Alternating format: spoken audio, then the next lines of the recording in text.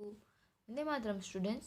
So last video में हमने south India का पोर्शन शुरू किया था। उसमें कुछ चालुक्य वंश के बारे में, चोला वंश के बारे में, राष्ट्रकूट, चेरा, पांड्य, उन सब के बारे में लर्न किया था। अभी इनका आगे का पोर्शन है वो हम नेक्स्ट वीडियो में लर्न करेंगे। Okay. Rashtrakuta rule south India. अभी राष्ट्रकूट वंश के राजा थे, उन्होंने साउथ इंडिया में शासन किया। With the fall of Chalukya dynasty Rashtrakuta came to power. अभी जो चालुक्य वंश के राजा थे, तो उसका क्या हुआ कि उनका जब उनके शासन डिक्रीज हुआ, उनकी बढ़ती शुरू हुई, उनका शासन जब डिक्रीज हुआ तो उनका लाभ लेते हुए राष्ट्रकूट ने अपनी ताकत बढ़ा ली, अपना शासन इंक्रीज कर लिया, अपना पावर इंक्रीज कर लिया। Rashtrakuta means head of a state और एरा। राष्ट्रकूट का मीनिंग क्या होता है कि जो स्टेट होता है उसका अधिकारी, अदरवाइज स्टेट और उस समय का जो अधिकारी होता है वो। It is believed that the founder of dynasties was the officer of that community and hence the dynasties was named after him. अभी ऐसा माना जाता है कि राष्ट्रकूट नाम कैसे पड़ा, तो भाई उनकी जो का जाति थी, उनकी जो कम्युनिटी थी, समाज था, उनका एक अधिकारी था, हेड था, उसके नाम के ऊपर से ये राष्ट्रकूट नाम पड़ा। Out of many rulers Govind three was the most powerful king. अभी राष्ट्रकूट वंश में से बहुत सारे शासक हुए, उसमें गोविंद थ्री नाम का जो राजा था ना, वो बहुत ही पावरफुल राजा था। In the 8th century he establish powerful kingdom in Deccan, otherwise Deccan. इसको बोल डिकेन अथवा तो दक्कन बोल सकते हैं, जिसका मीनिंग दक्षिण पार्ट होता है, यानी कि साउथ पार्ट होता है, जिसके बारे में हम अभी लर्न कर रहे हैं। अभी 8वीं सदी में उन्होंने एक बहुत बड़ा राज्य, बहुत बड़ा साम्राज्य स्थाप लिया था दक्षिण पार्ट में। अभी कोई भी राजा होता है ना, तो उसमें ऐसा ज़रूरी नहीं होता है कि सारे राजा बहुत बहादुर होते हैं और सारे राजा बहुत ही वीक होते हैं। कोई ना कोई ऐसा नामचीन राजा होता है और वो आके बहुत सारे अपने साम्राज्य को बहुत विस्तार में बढ़ा लेता है। और पहले के ज़माने में राजाओं का एम ही यही होता था कि सबसे अच्छी जगह कौन सी है, सबसे अच्छा किला कौन सा है, सबसे प्रॉस्पेरिटी साम्राज्य कौन सा है, तो उसको हरा के अपनी वीरता को प्रदर्शित करना, उसको हरा के अपने वो खुद कितने बहादुर है वो सोचना। तो इस तरीके से अंदर अंदर बहुत लड़ाइयाँ होती थी और एक के बाद एक राजवंश आते जाते थे। The Pandyas also rule over south India. अभी पांड्य वंश के राजा थे, उन्होंने भी साउथ इंडिया में शासन किया था। The Pandya dynasties is believe to be very ancient. अभी उनकी सोच बहुत ही प्राचीन थी। Megasthenes, the Greek traveler, notes that females used to rule in this community. अभी मेगास्थीस जो एक ट्रैवलर था, ग्रीक ट्रैवलर, अभी उसने अपनी ट्रैवलॉजिस्ट बुक में ऐसा नोट किया है कि वहाँ पे शासन जो होता है ना, वो फीमेल्स करती थी, वो लेडीज वहाँ पे शासन करती थी। The inscriptions of emperor Ashoka also contain reference to the Pandyas. अभी अशोक के जो शिलालेख है, वहाँ उनका शिलालेख है, वहाँ पे भी ये जो पांड्य है उनका उल्लेख किया गया है। The Pandya rule is in present day Madurai and Tirunelveli. नाम बहुत ही अटपटा है, जो कि साउथ इंडिया का नाम है। अभी साउथ इंडियंस की लैंग्वेज कैसी होती है, तो इस तरीके से उनका नाम, अभी वो तमिलनाडु में है, जो नाम है मदुराई और तिरुनेलवेली। ओके, मदुराई एंड तिरुनेलवेली, जो कि अभी तमिलनाडु में अवेलेबल है, जो साउथ इंडिया में पाया जाता है। वहाँ पे पांड्य वंश ने शासन किया था। Cheras ruled over south India. अभी चेरा वंश जो था, उन्होंने भी साउथ इंडिया में शासन किया। चेरा इज नोन एज केरला। अभी चेरा जो है वो भी का केरला है। इन ancient time Kerala was part of Tamil state. अभी प्राचीन समय में जो तमिलनाडु है उनका पार्ट था केरला। लेटर ऑन केरला और मलयालम स्टेट सेपरेटेड। अभी केरला है वो तमिलनाडु से सेपरेट हो गया। केरला अदरवाइज मलयालम दोनों बोल सकते हैं हम, वो तमिलनाडु से सेपरेट हो गया। केपाल पुत्र राज्य is mention in the inscription of Ashoka. अभी अशोक का शिलालेख है, वहाँ पे केपाल पुत्र राज्य एक मेंशन किया गया, उनका नाम मेंशन किया गया है। अथन टू, अभी अथन टू नाम का जो राजा था, was the first strong ruler of this dynasties. Chera Setungwang was a powerful ruler of these dynasties.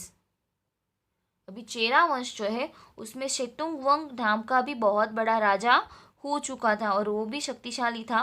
यानी कि बहुत सारे वंश के राजाओं ने यहाँ पे शासन किया, लेकिन कुछ कुछ राजा ऐसे थे जिन्होंने बहुत नाम कमाया। ओके, हम नॉर्थ इंडिया और साउथ इंडिया की कंपेयर में देखें तो नॉर्थ इंडिया में बहुत कम राजा थे, लेकिन उन्होंने वो बहादुर बहुत थे। और साउथ इंडिया में जो पुलकेशी टू है उनकी डेथ हो गई ना, उसके बाद इतनी यूनिटी नहीं थी लोगों के बीच में, और उनका साम्राज्य वो छोटे छोटे स्टेट्स में डिवाइड हो गया। इसकी वजह से यहाँ पे बहुत सारे वंशों का उदय तो हुआ, बहुत सारे अलग अलग डायनेस्टीज के राजा तो आए, लेकिन हिस्ट्री इतनी स्ट्रांग नहीं बनी जितनी नॉर्थ इंडिया की है। ओके, नीचे थिंक में कुछ क्वेश्चन आंसर्स दिए हैं।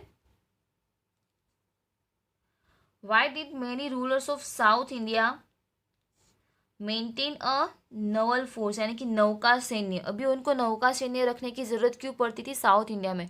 तो हमें पता है कि अभी हमारे इंडिया में, साउथ इंडिया में वाटर बाउंड्रीज बहुत ज़्यादा है, इंटरनेशनल बाउंड्री है जो कि, तो वहाँ पे पानी में सी को क्रॉस करके बहुत सारे अलग अलग बाहर के फॉरेन इंटरफेरेंस है, उनको आके यहाँ पे फाइट करने की पॉसिबिलिटीज ज़्यादा थी। बाहर के राजा जो थे वो ज़मीन मार्ग से ज़्यादा ये जो सी रूट है वहाँ से आके चढ़ाई कर सकते थे, इसलिए उनको अपने प्रोटेक्शन के लिए नवल नवल फोर्स को, नौका सैन्य रखना बहुत ही ज़रूरी था। और राजा राज चोला जो है, ऐसा माना जाता है कि उनके नाम पे हमारे साउथ इंडिया में ओशियन में चोला लेक, एक तालाब बना जिसको चोला लेक माना जाता है, क्योंकि उन्होंने सबसे पहले ये जो नेवी है उनकी शुरुआत की थी, क्योंकि वो बहुत ही डिफरेंट थिंग्स वाले राजा थे, डिफरेंट सोचते थे जो कि साउथ इंडिया में हो चुके, और उन्होंने जो measurement of land and local self government का भी शुरुआत की थी। तो वहाँ पे चोला लेक एक अवेलेबल है अभी भी। Why are the old architecture monuments preserve, अभी जो पुराना बांधकाम होता है, पुरानी कुछ चीज़ें, महल, टेम्पल, उनको अभी तक क्यों संभाल के रखते हैं? तो वो हमारे लिए एक हिस्ट्री का सोर्स है। उसकी मदद से हमें हमारी हिस्ट्री, उनके जो बनाने वाले होते हैं उसके लुक और उसके हिसाब से हमें उनके थॉट्स समझ में आते हैं कि उनकी सोच और उनकी पसंद कैसी होगी।